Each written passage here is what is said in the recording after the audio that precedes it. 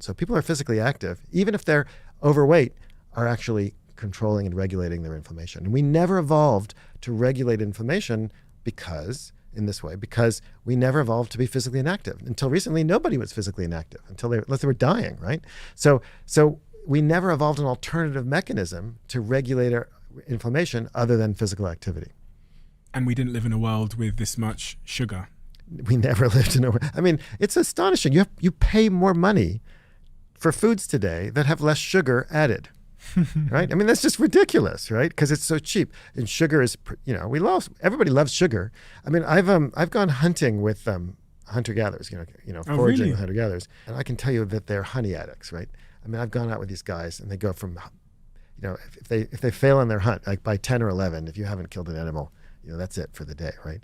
And then it turns from being a hunting expedition to a honey collecting expedition, and they'll go from hive to hive to hive, get smoke, burn out the bees, and just gorge themselves on more honey than I could possibly imagine to eat.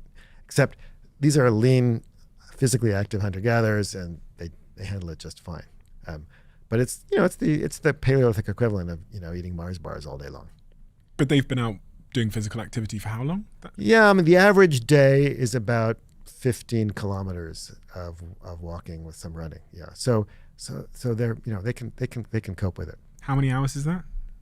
Oh, that's 2 to 3 hours probably. Okay, so from that I have garnered that I need to do 15 kilometers a day.